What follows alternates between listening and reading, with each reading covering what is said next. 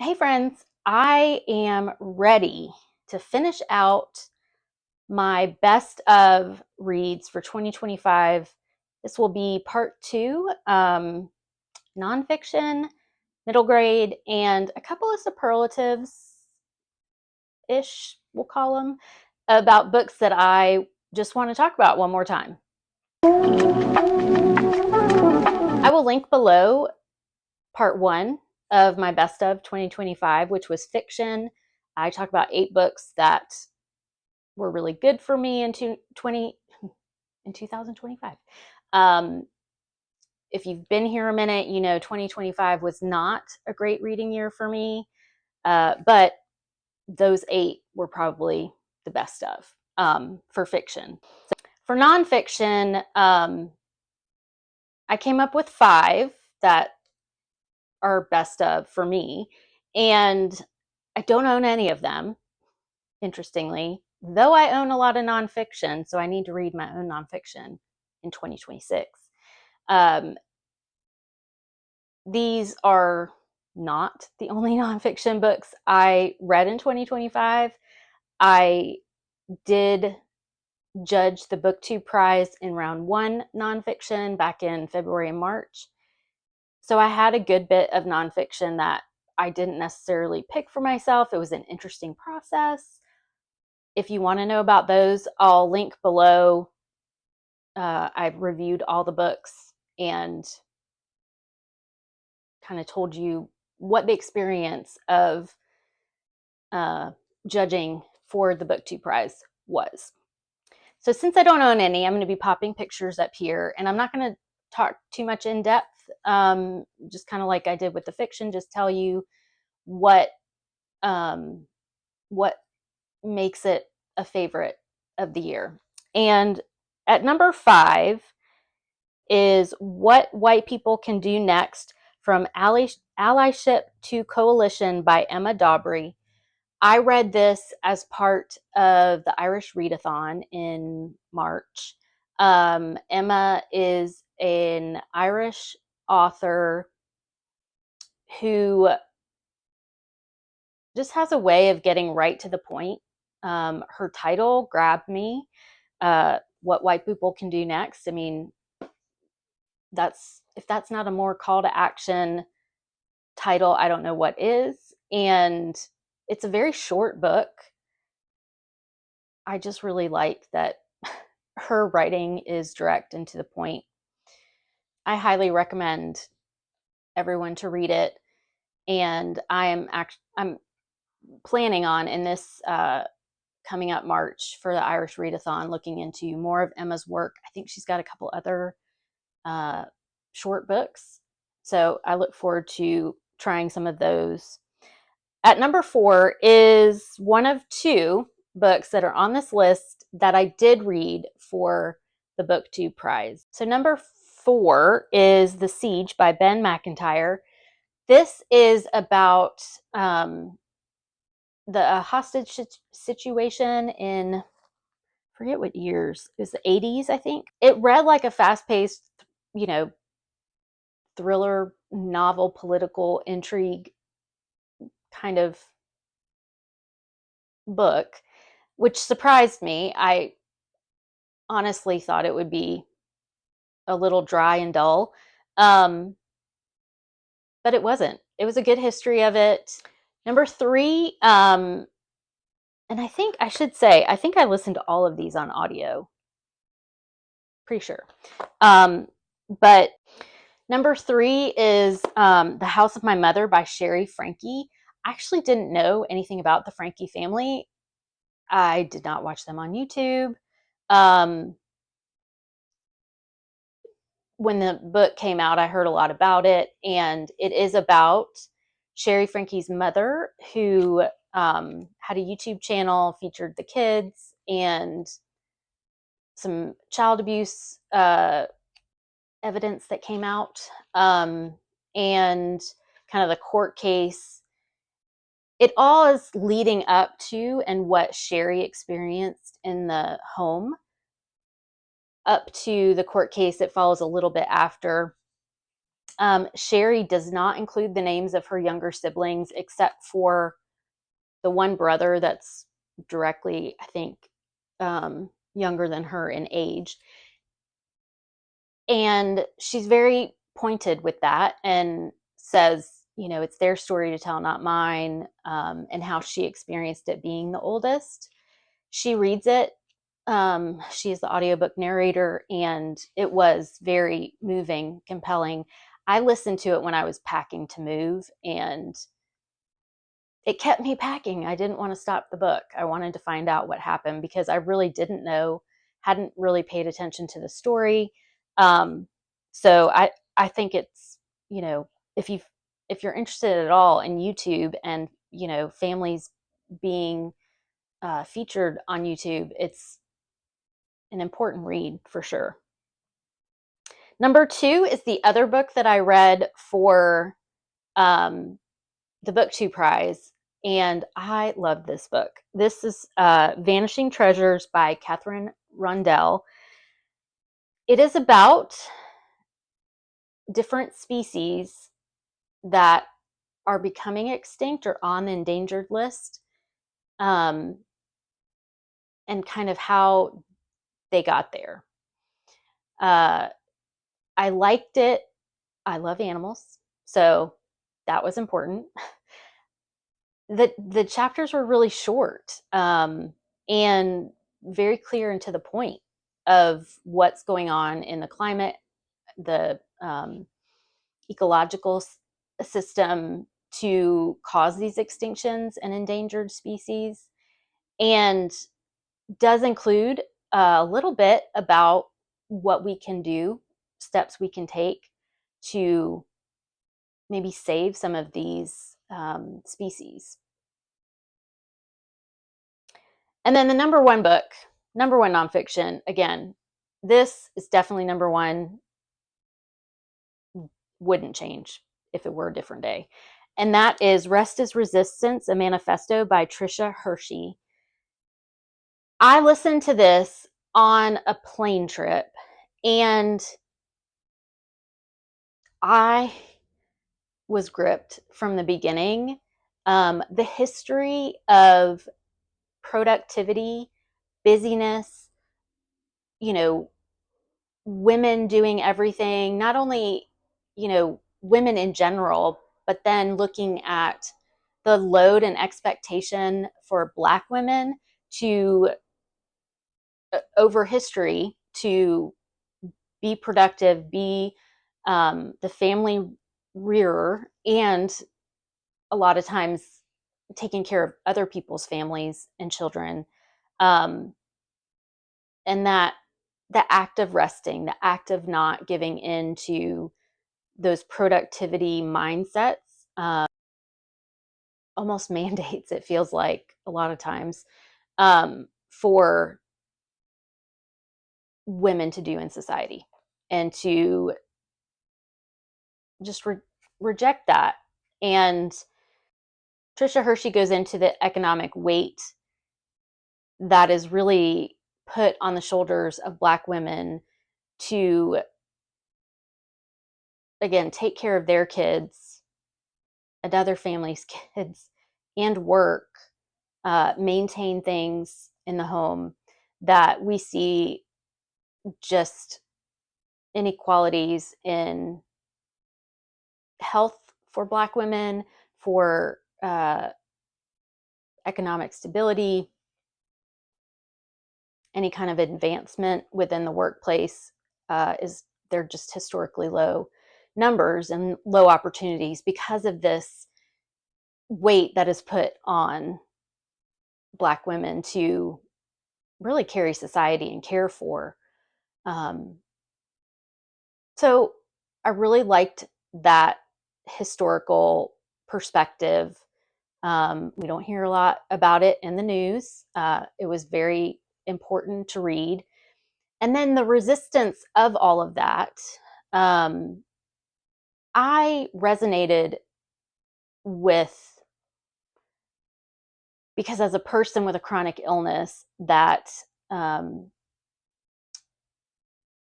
one of my main symptoms is fatigue, when I do rest, I feel like I should be doing something. I'm not being productive. I, am wasting a day. And Trisha Hershey really just calls us to rest is productive. Rest is resistance to this movement of culture of just always on the go, always on the go. And it is kind of it's a great place for women to start. Not just Black women. I think that it would be a great read for all women, to see the disproportionate levels of work expectations and care load that is put on Black women, women of color, and what we can all do about it. Can you tell I liked the book? For middle grade, I did come up with 5. I have 2 of them. I got 2 from the library, and one of them, I have no idea where it is. I know I didn't unhaul it because it is number 1, so I just don't know where it is. So we're going to put a picture of that one. But the first middle grade that I want to talk about, and again, these can all, number 1 is number 1 for sure. And then the other 4, are kind of a grouping. There's no specific order. So at number 5 is Rain Rain by Anne M. Martin. Anne M. Martin I grew up reading her. She wrote The Babysitter's Club, right? Yeah, The Babysitter's Club. And she just has a very, the writing style of writing about hard topics is something that I think Anne M. Martin does really well. So Rose is a little girl with autism, and she likes homonyms. She's kind of obsessed with them. And even her name is a homonym, Rose. And then she names her dog Rain. And there, is a homonym. And it really, the connection between the little girl and the dog is just, yeah, definitely my cup of tea. And I felt like the representation of autism was really good. Not super heavy, pretty easy to understand for the age range. And the ending I did like very much. Didn't love it. But it was appropriate. We'll just say that. Number 4 is Roll With It by Jamie Sumner. If you're new here, Jamie Sumner is one of my favorite middle grade writers. And she tends to have main characters who have disabilities, and she does a great job at presenting ableism and confronting it without a patronizing tone. The main character's name is totally out of my head, but I really enjoyed her character, and it is part of a series, so I hope to continue that series this year, probably in middle grade March again, because I think that's when I read it previously. Number 3 is also a library book that I got out. This is Planet Earth is Blue by Nicole Panteliakos. I don't remember who I heard about this from, but it was so good and so heartbreaking. It's about 2 sisters who are in foster care, and one sister, I can't remember if it's said directly, but kind of led to believe that she is on the autism spectrum. And she's writing letters to her sister because she went into a foster placement, and her sister is supposed to come get her by the Challenger launch. And just that in itself tells you a little bit more about the heartbreaking part. I liked the characterization of the sister, the story. I was almost in tears at the end. And I just think it's a really important read, looking at the foster care system, and especially foster care system for kids with disabilities. Number 2, I do have, and this is Not Quite a Ghost by Anne Urso. This I heard about. I think I heard about it from maybe Cozy Reader Kelly. It's supposed to be a retelling of The Yellow Wallpaper, which is a short story by Charlotte Gilman, and it's one of my favorite short stories of all time. This, in The Yellow Wallpaper, it's the main character is a new mother. It's not really directly said, but probably dealing with postpartum depression.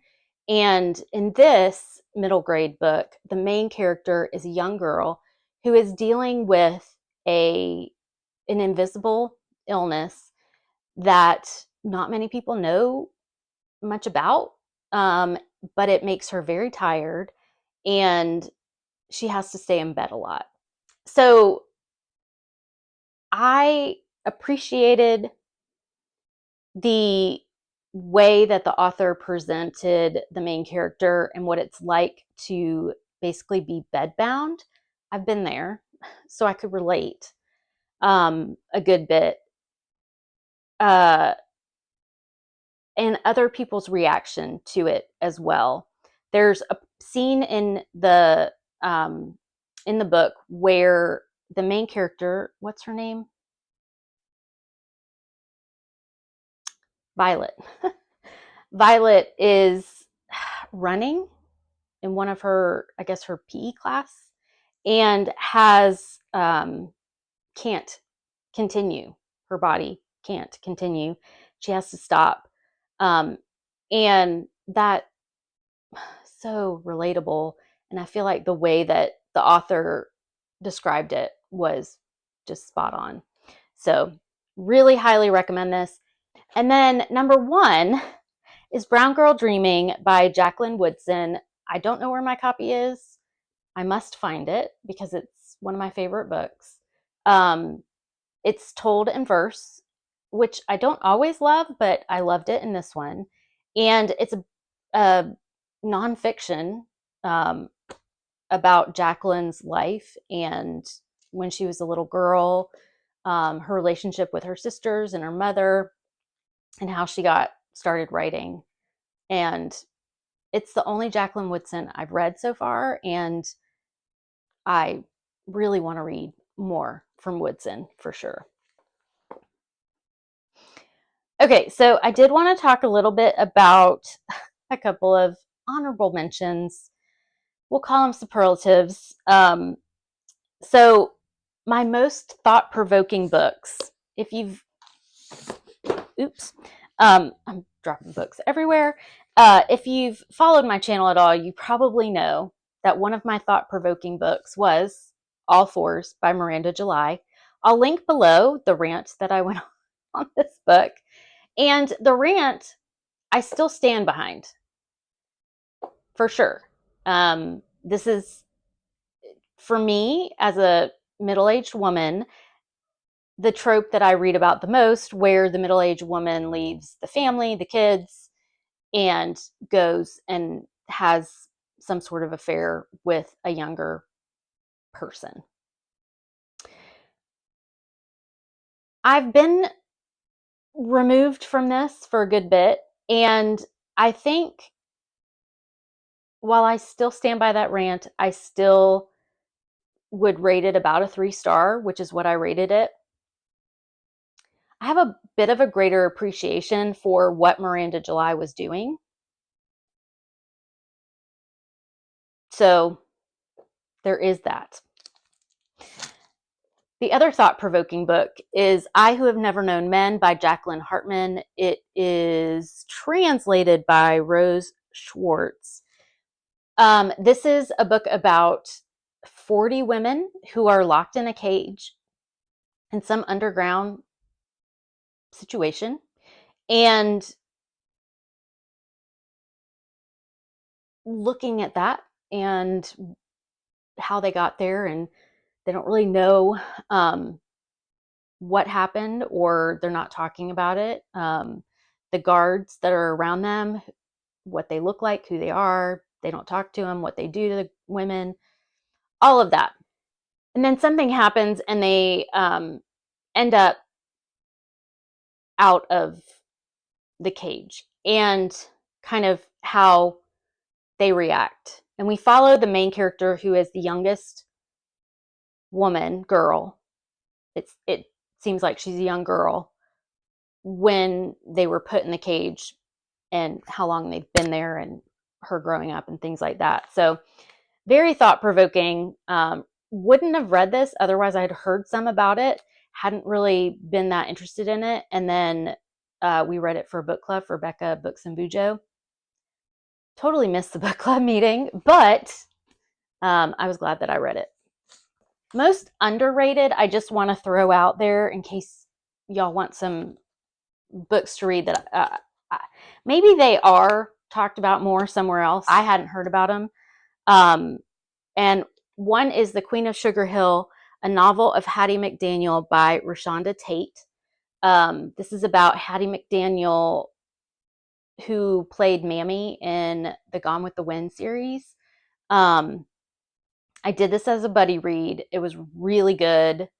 It was interesting because the buddies that I read it with, some had read the Gone with the Wind book, some had seen the movie, some had read and seen the movie, some had not read or seen the movie.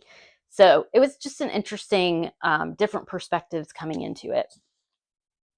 And then I read Where the Line Bleeds by Jesmyn Ward. This is about twin boys trying to figure out life after they graduate from high school. And their parents are not present in their lives. Just kind of what options they have for themselves. I love Jesmyn Ward's writing and am working through her backlist. This was her debut, and I highly recommend it. Most surprising for me was The Christmas Wager by Holly Cassidy. I read this as a buddy read with my friend Lee, and read it in December. I'm not a Christmas, like a holiday reader. I don't have anything against it. I will read them, but I just don't gravitate towards them necessarily. I'm also not a huge romance reader. For some reason, this just hit the spot where I was at the time, and it ended up being a 5-star. It's not a favorite. Like it wasn't on my fiction favorite list. It's not a book that I'll probably remember too much about unless I read it again. But it just had that something that connected with me when I was reading it that had me almost in tears. I will say that it is about the parent connection with our main character. What was her name? Bella. So yeah, that was a big surprise for me. And then one I know I still own, and I just don't know where it is Milkman by Anna Burns. I read this during the Irish Readathon. It also won, I think it won the Booker Prize maybe, or the Women's Prize, one of them. And I was hesitant to read it because the main characters and, well, all the characters, they don't have names. They're just descriptors. And I thought, I'm going to get confused. And I was listening to the audiobook and then pulled out the physical copy to read along with it. But I loved it. And I ended up really liking the writing style. I don't know that I'd still be gravitated towards books that don't have character names. but this one it worked for me. And then newly discovered, this is my last one, is newly discovered authors for me, just new ones that I've discovered this year. One of them is Rashonda Tate. She has another new book coming out this year in 2026. And then this series by Catherine Newman, Sandwich and Wreck. I've been looking for books about women in middle age, and the main character in this series is in her 40s and 50s. And I really like the writing style as well and the storytelling. And then a couple of the nonfiction writers that I also mentioned, Catherine Rundell and Ben McIntyre, they have some backlist books that I would like to check into as well. Long-winded video, but that was my nonfiction best of 2025, middle grade, and just my honorable mentions of other books that were impactful for one reason or another. Let me know in the comments any books that meet either your favorite nonfiction, middle grade, any of the superlatives, and let's talk about some new books, hopefully in the comments below. Don't forget to subscribe, and I will see you very soon. Bye.